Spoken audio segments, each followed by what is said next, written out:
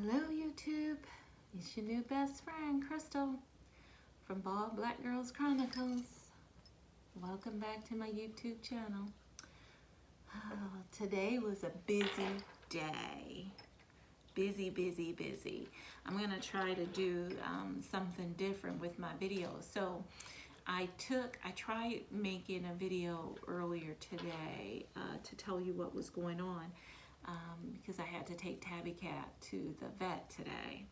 So take a look at my YouTube video about the new addition to my family, which is Tabitha the Tabby Cat. Tabitha was a stray running around our neighborhood, and I fed her and gave her a little warm place to stay, and she never left. Me and my husband took her to the vet after a while, maybe after a week or so of having her, and they tested her and gave her shots and all of those things, checked for a chip, no luck on the chip tip, but then we got bad news. We received an email with some of the test results sharing that Tabitha has heartworm.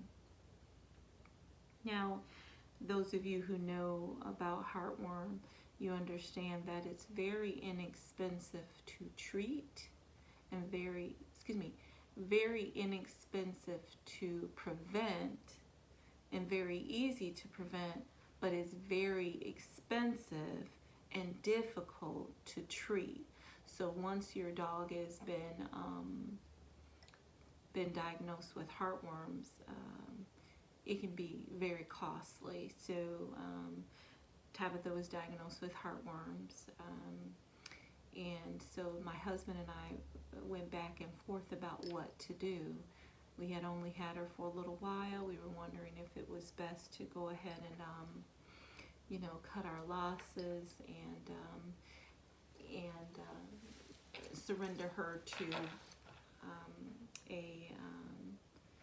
something like a shelter or a humane society or something like that. And we did. We actually took her to the Humane Society, and the Humane Society here don't take dogs. Can you believe that? I've never heard of that. But they don't take them, and they gave us like a list of other places that we may be able to turn her in and all of that. But my husband was very reluctant from the beginning to turn her in. He felt like, we took on the responsibility. We said that we would be her new pet parents, and he felt like we should continue to do so, and so we made a decision to go ahead and treat her heartworms. Before making that decision, I called around to several different veterinarian clinics in our area to find out what the cost would be, and I mean, some of it was upwards of $2,500 to $3,000 to treat her heartworm. I ran into this one vet, and I will tell you, just from the first call, the woman was very kind, very patient, very nice, and she just broke it down for us. This is how we treat it. We would see your dog this, that, and the other, this many times, and this is what we'll have to do. And then I asked her, how likely is it that she'll survive? And so again, very patient. So took that information down. My husband and I mulled it over some more, and then he reached out to a couple places, and finally we decided, fine, we're going to go ahead and take on the responsibility of her and treat her heartworms. And just the vet that the receptionist that I had talked to from that one vet made a great impression on me. I decided to go ahead and use them regardless of their costs, and actually they were not the most expensive, I will say that, to go ahead and use them because I felt like they provide the best care and be more communicative as to what's going on with the dog. So today was Tabitha's first appointment to begin her Heartworm Treatment, and I will tell you. So Tabitha is very skittish. She was bred quite a bit.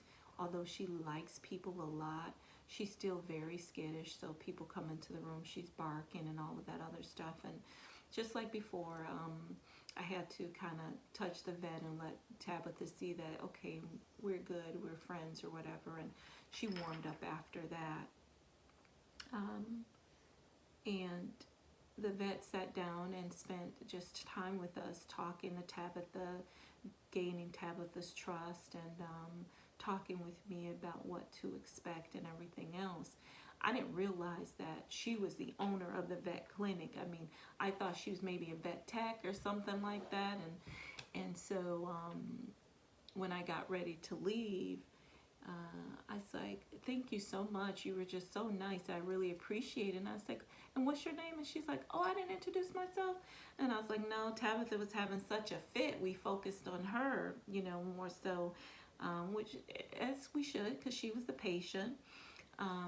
We focused so much on her. And she's like, oh, I'm Dr. Griffin. And I'm like, oh, this is your clinic. And she's like, yeah, this is my clinic. And I was like, you were so nice. And I was like, no wonder, you know, the people that you employ are so nice, because it comes from the leadership. And I mean, the entire everybody there was so nice. They had dogs just wandering around, and she was hoping that Tabitha would warm up, but she noticed right away that Tabitha was skittish or whatnot. And so they took all the care in the world to make Tabitha comfortable and make me comfortable. I was there. Now, I've gone to vet clinics before, and they'll call the dog in. And I would say normally I'm with the dog anyway. So, but I was there from start to finish. You know, they took blood work and ran tests. And, you know, again, she spent the time before even doing any type of work on Tabitha, just gaining her trust and keeping her comfortable and calm. By the time we left, Tabitha was doing really good. She was still skittish around the other dogs and all of that stuff that wander, and the dogs were respectable. You know, they kind of wanted to approach her, but they noticed that she was skittish, so they kind of looked at her from a distance.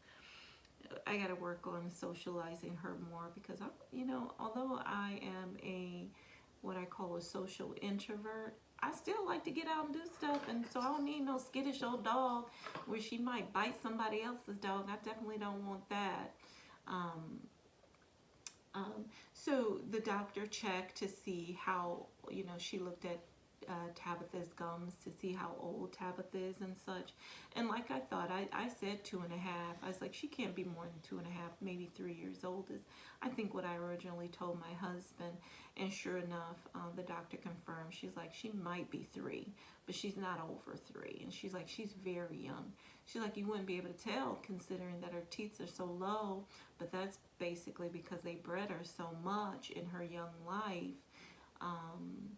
That now she looks older from underneath her undercarriage, but she's really a pup. So we went ahead and got the rest of her shots.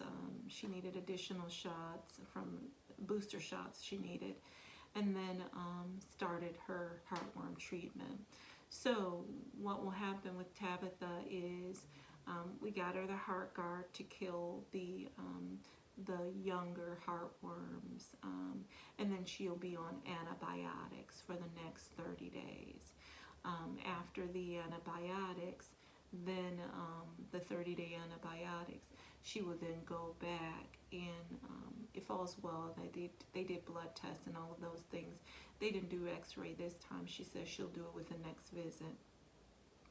But so what they'll do is go ahead and during the next visit in another 30 days, start to administer the treatment.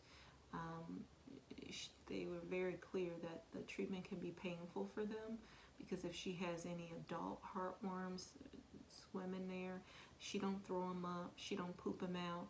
They basically kill them where they are. And so we got to keep her calm. She'll always have to be on a lead, on a leash, because all of that running and all of that she does now would have to be cut out, so that she does not go into cardiac arrest. It makes me sad. What she shared was that if she's currently showing a positive heartworm test, she's had heartworms for at least 6 months. So she did not just get it. She's had it for a while. And I don't know, maybe the previous owner knew that she had heartworms or not, that I don't know. But that is what's happening with Tabby the cat. So I tried to get her to get up in the chair today, but I think she's just pooped from all the activity. When we got ready to leave, the vet and the receptionist were all very nice, of course. And then this woman came in, this older woman comes in, and Tabitha just getting her little excited bark on. She just barking her little heart out. And the woman's like, oh, you just want somebody to pay you some attention. That woman walked right on up to Tabitha and started petting her. She showed her hand first so she can smell it and all that. And then got down low and started petting on Tabitha. When she stood up, Tabitha hopped up on her all nice and delicately, and the lady was petting her. I was like, I am so sorry. She's like, don't apologize, I started it. And then she sat down in a chair, and then Tabitha went on and got all in her lap. I'm like, girl, oh gosh. But such a sweet, sweet young lady, just a sweet dog. I just need to get her less skittish, less scared, more confident, and I'd love to have her less dog frightened, so that she can spend some time with other dogs. That would be my rathers, that she has an opportunity to spend time with other dogs and really enjoy life, the rest of her life, if at all possible. Well, that's the update. We weren't sure what we were going to do with Miss Tabitha, the tabby cat, but she's part of our family now, so we're breaking the bank in order to get her the best care possible. So you'll see her soon. You probably hear her. She over here snoring. She loves to sunbathe. She wanted to go outside, but it's chilly today. As you can see, I have my hat on today. It's chilly today. She wanted to get out and sunbathe, but it's kind of cold for that. So she's just sitting by the window,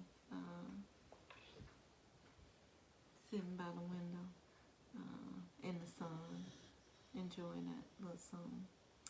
Thank you so much for spending that time with me today. I appreciate it. I'll have to come back with some new content, of course. I never did follow up on those OTBT boots. I did condition them, and they look pretty good. They're sitting right here, actually, because I want to do that last follow-up video and then make some new pictures. So I'll do that. Until next time, YouTube, please be good to yourself and nothing else, all right? Bye now.